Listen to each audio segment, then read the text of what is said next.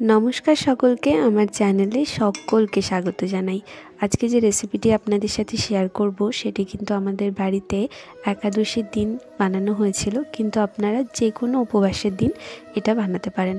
খেতে কিন্তু খুব ভালো লাগে। তো এখানে আমি বানিয়েছিলাম সাবুর লুচি, আর সাথে আছে এটা আলু মরিচের তরকারি। খুবই সুন্দর লাগে। তো কিভাবে আমি বানিয়েছিলাম সেটাই আজকে ভিডিওতে দেখাবো। চলুন তাহলে শুরু করি। প্রথমে এখানে আমি নিয়েছি 200 গ্রাম সাবুদানা। ছোট যে সাবুদানা হয় আমি এখানে সেটাই ব্যবহার করেছি। এই দেখুন, এবার এই সাবুদানাগুলোকে কিন্তু ধোয়া যাবে না, এইভাবেই আমি দিয়ে দেব একটা শুকনো খোলায়।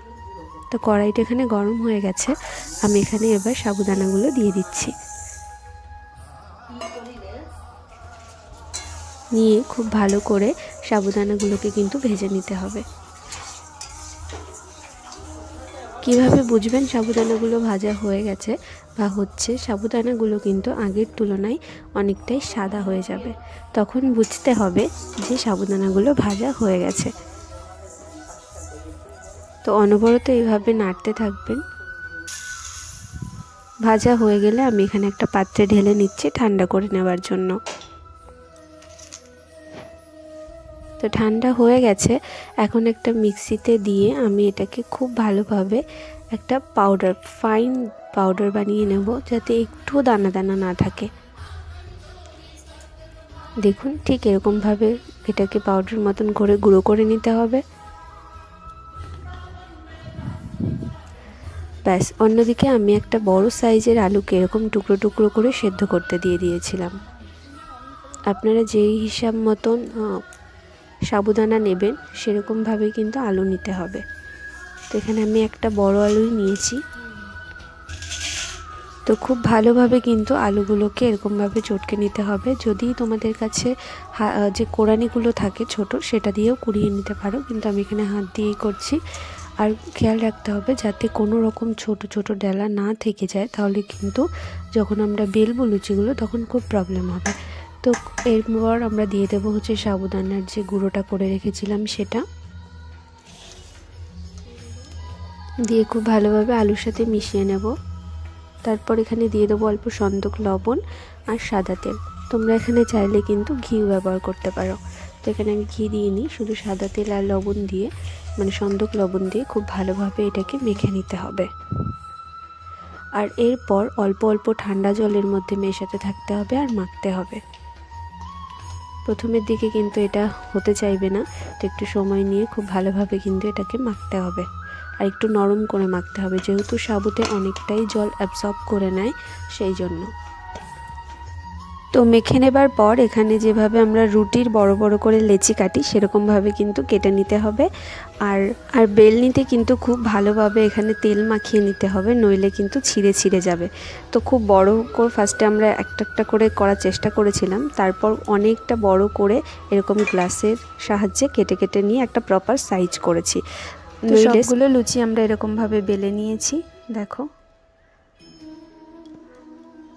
সাইড দিয়ে ফেটে ফেটে গেলে যেহেতু ভালো হবে না, তো সেই জন্য গ্লাস কিংবা বাটি দিয়ে তোমরা কেটে নেবে। এরপর তেল গরম করে এগুলোকে একে একে ভেজে নিতে হবে।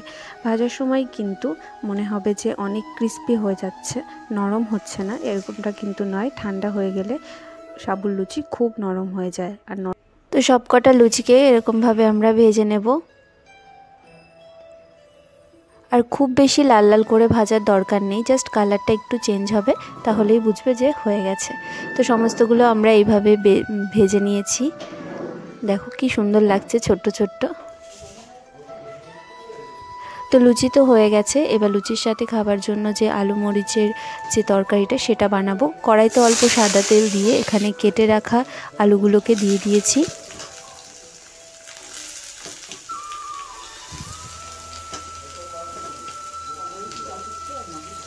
আলুগুলোকে দিয়ে দেওয়ার পর এর মধ্যে দিয়ে দেবো গোলমরিচ গুঁড়ো। যদি আমার কাছে গোটা গোলমরিচ ছিল না, সেই জন্য আমি গোলমরিচ গুঁড়োটা ইউজ করেছি।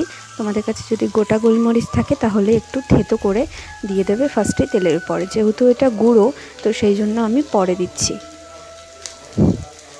তো দিয়ে খুব ভালোভাবে কিন্তু মিশিয়ে নিতে হবে। এরপর দিয়ে দেবো এর মধ্যে আমরা পরিমাণ মতো সন্দক লবণ দিয়ে আবারও কিছুক্ষণ ভেজে নেব। ভেজে নিয়ে এর মধ্যে আর কিচ্ছু দেব না, 1 গ্লাস পরিমাণ জল আমি এখানে দিয়েছি জাস্ট আলুটা সেদ্ধ হওয়ার জন্য। তো জলটা দিয়ে ফুটতে দেব।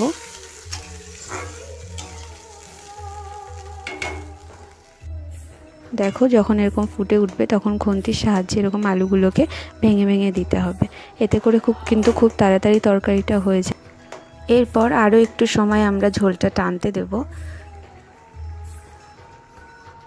দেখো ঠিক এরকম হয়ে গেলেই আমি নামিয়ে নিয়েছিলাম।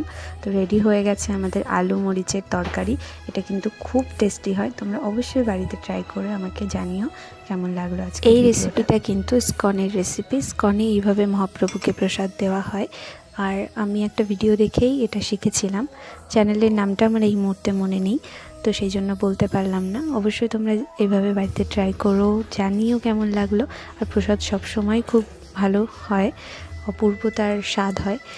তো আমি এইভাবেই বাড়িতে বানিয়েছিলাম, তাই তোমাদের সাথে শেয়ার করলাম। কেমন লাগলো ভিডিওটা জানিও। সকলে খুব ভালো থেকো, সুস্থ থেকো। দেখা হবে নতুন একটা রেসিপির সাথে। টাটা সবাইকে।